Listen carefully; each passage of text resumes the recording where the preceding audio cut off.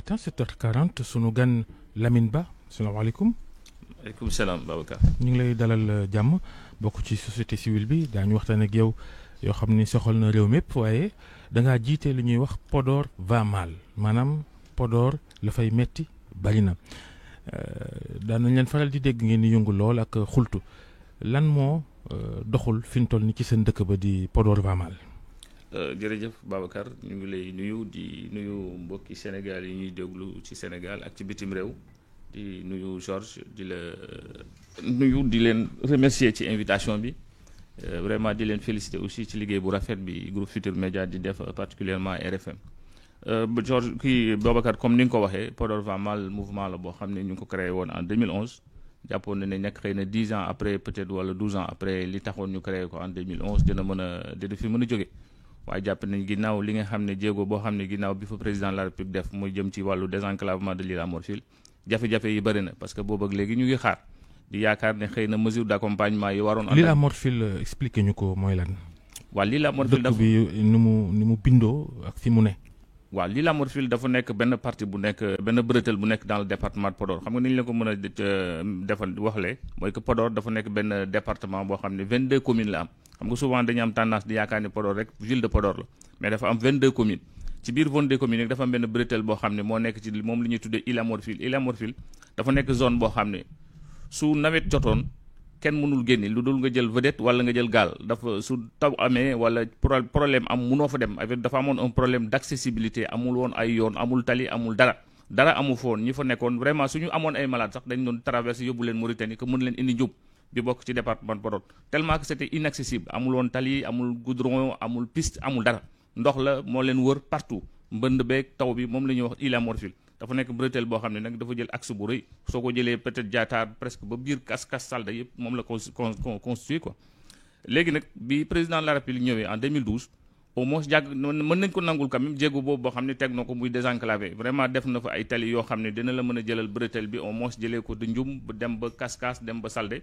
loolu ay tali la yoo xam ne vraiment riverains yi fa nekk dañ koy santé di ko gërëm dañ ci kontaan di ko ci félicité mais comme ni ma la ko waxee nag léegi jafe-jafe yi ëpp mooy bi ñu désenclavé mi mesure d'accompagnement yi ñu ci waroon tef yi ci waroon ànd topp ci moo jëm ci par exemple les 100 000 hectares yu presque yoo xam ne aménageable yu nekk dans l'île à Morphil ñi nga xam ne président de la République ak gouvernement yi waroon nañu am une volonté politique une volonté forte pour mën a indi ay mesures d'accompagnement que gars yi mën a bay gars yi mën a dund ci agriculture bi li nga xam ne moom mooy vecteur de développement au niveau du département de Podor loolu amu ci jafe-jafe la tali am na mën nga dem mais ci tali amee hectares yi fa nekk plus de 100 000 hectares yi fa nekk ñu jëm par exemple suñu demee dans l'arrondissement de Kaskas par exemple nga dem ci dëkk bi ñu naan Saldé ak Walla c'est presque justement fa laa bëggoon ñëw parce que njiitu réew mi ci tournée économique am bi mu demee dans le nord du pays demoon na visiter ji ay casier ba am ay digg yu bëri ya nga xamante ne defoon na ko fa.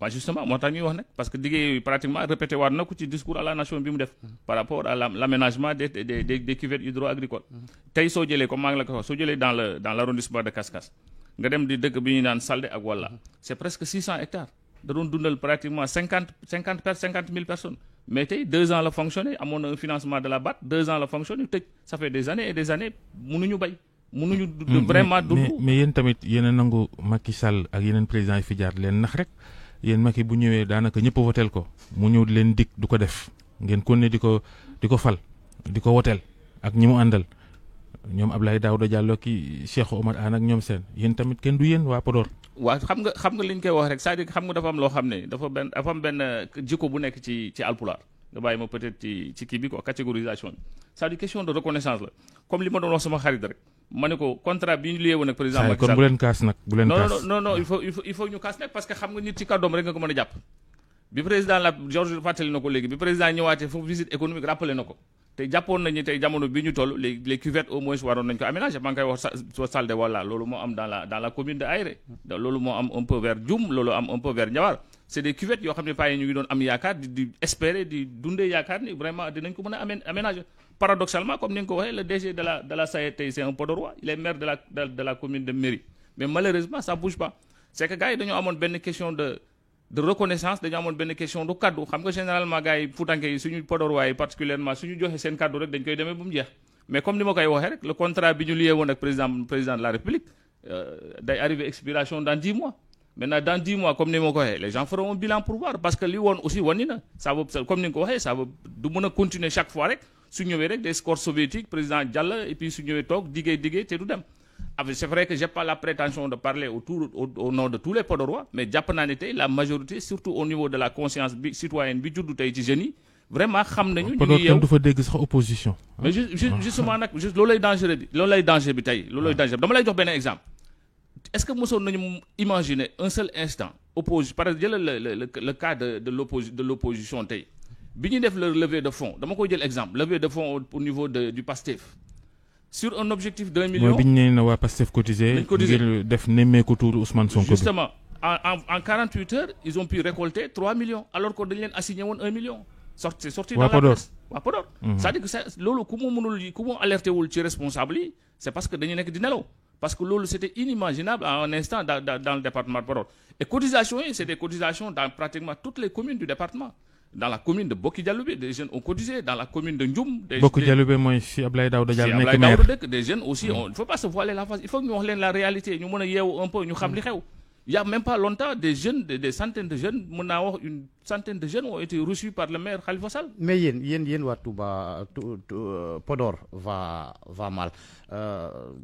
Sànq wax nga ko Macky Sall bi mu fa ñëwee tournée économique mais yéen da ngeen doon déglu rek yéen eggewu leen ko ay seeni jàmbat ay Fouta Tampi lañ doon dégg.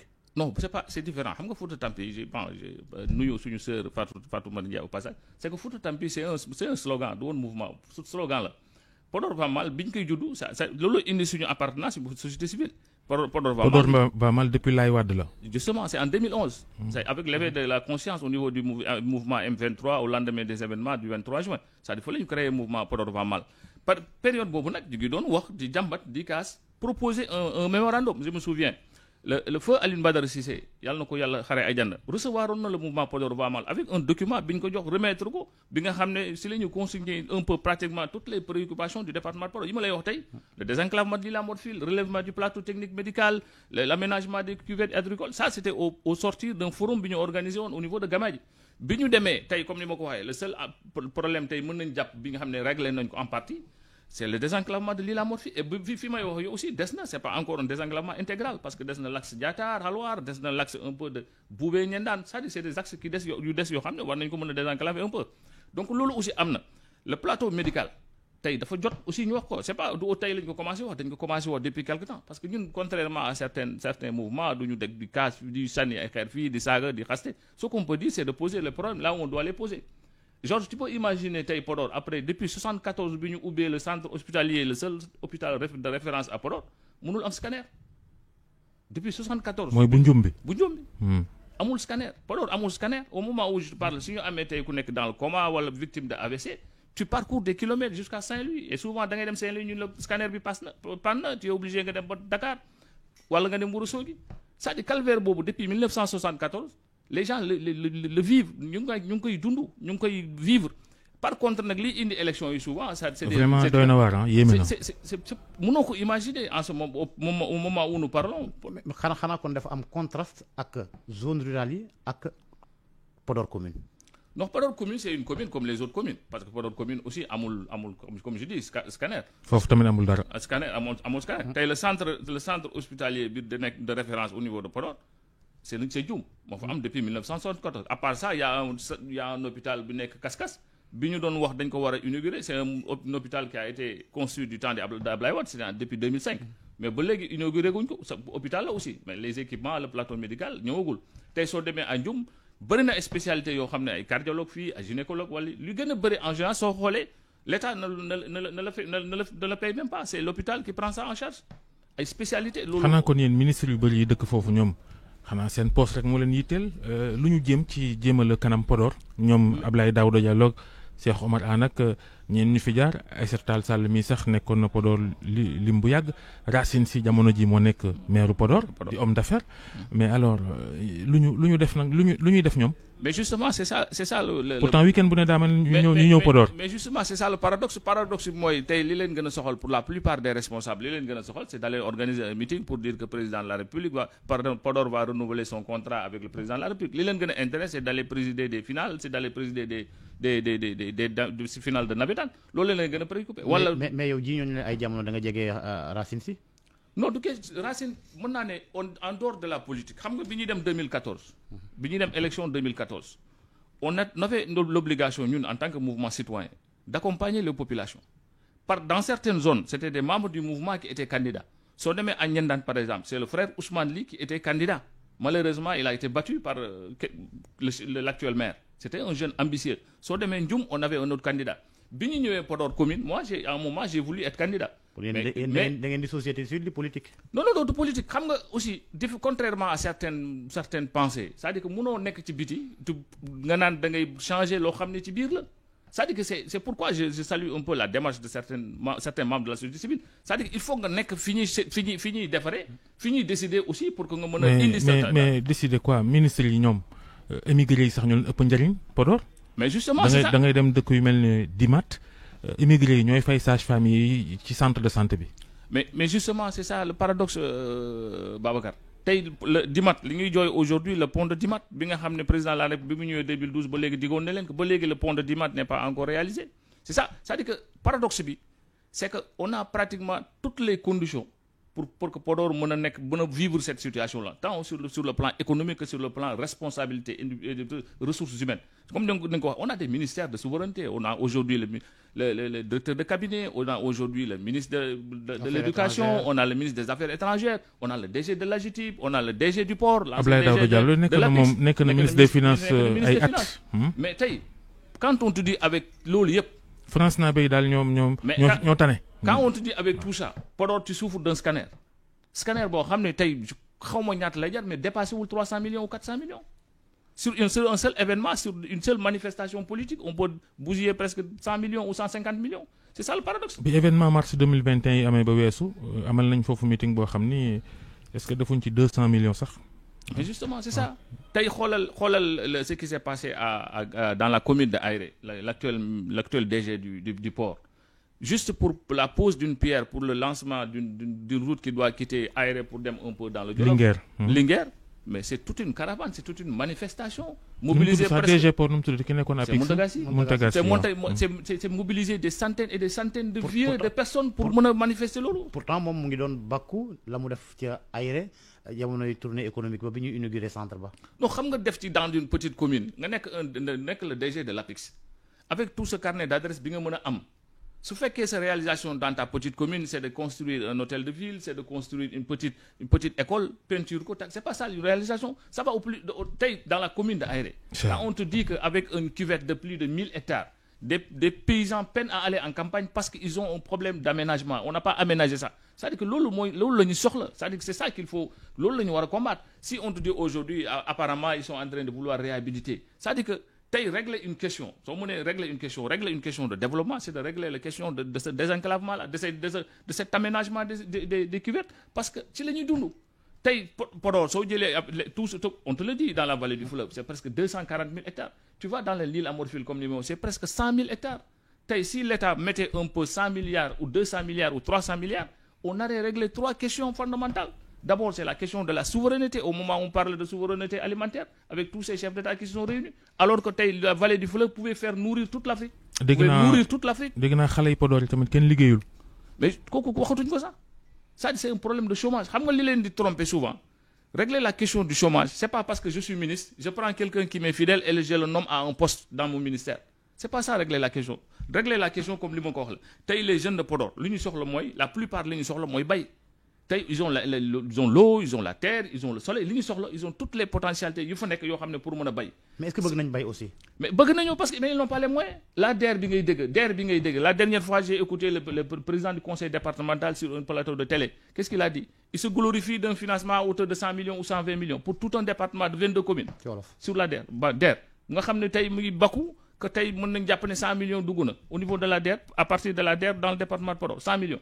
Pour département boo xam ne 22 communes la tey je donne un exemple tu vois dans la commune de Podor le conseil communal yor nañu benn tool boo xam ne 5 hectares depuis presque 3 ans wala 2 ans mënuñu ko bay parce que faute de moyens kooku DER su ko réglé woon du dem je prends à témoin la DER. loolu jaaxal nañu de am ngeen suuf yu yaatu dend ak dex gi te mënu leen bay. loolu tamit justement demal dans la commune de Niendane tamaate yeeg soble yeeg yi ñuy bay paysans yi invité leen fii ñu wax la ko li gën a bëri mi foofu di yàqu parce que amuñu problème de commercialisation la ñu am fuñ dañuy bay ba pare mënuñu ko jaay c'est-à-dire que paradoxe boobu moo am département de Podor c'est-à-dire que souvent li ñu ñi di fàtte on le dit pas souvent pour xañ ngañ ñii wala ngañ ñële liñ la ñu jàpp Podor avait un contrat moral avait un contrat avec le président de la République jot na tey que ñuy xoolaat le contrat pour xool ba xam loolu nag mooy seen erreur ah justement lan moo ay contrat moral ak yooyu non je vous dis waxin la c'est pour dire que Podor li mu est-ce waroon que kon élection yi bii di ñëw xamuñu ba xam Macky day bokkam du bokk normalement nii ngay waxee ni bu dee waa Podor yëpp noonu la ñu xalaate Macky ak ñi mu àndal duñ fa am dara mais l'exemple kay jox naa la ko l'exemple quand le président le maire de Khalifa Sall des jeunes ñoo xam ne ñooy jógee Podor dem di ko rencontrer maire Khalifa Sall ay jeunes jógee Podor di ko rencontrer nemmeeku tour levée de fonds pour nemmeeku tour pour 1 million ci tërootu ay 3 millions en 48 heures dans le département de Podor loolu jàngat la musul am Podor et puis dans toutes les communes même si de benn nit moo cotisé dans la commune de Ndioum alors que le ministre Cheikh Oumar Anne il est maire de la commune de Ndioum avec lépp li ñuy wax lépp li ñuy chanter un peu partout loolu y a problème et donc fi ñu jëm rien ne les garantit que ni mu doon mel noonu lay mel. justement ci fa ñuy jëm sànq ci say kaddu nee nga fukki weer daanaka moo ko fi fukki weer. waaw contrat bi dans 10 mois mu arrivé à fukki weer gi dese est-ce que cela veut dire que Podor va mal dafa jàpp ne également Macky jeexal na. non ñun jàpp nañu tey il n'est pas prononcé gul sax ne day nekk candidat le jour que mu prononcé pour nekk candidat ñun on va donner notre oui mais point de déjà vue. war ngeen mën a am seen point de vue. mais suñu point de vue bi ñu jàpp mooy que tey le Podor va mal loolu lañu jàpp que tey y a tellement de problèmes yu fa nekk yoo xam ne tey waroon nañ ci ko mandat bi laa wax moom lay wax nii c'est ça que je dis tey il termine en 2024 son dernier mandat.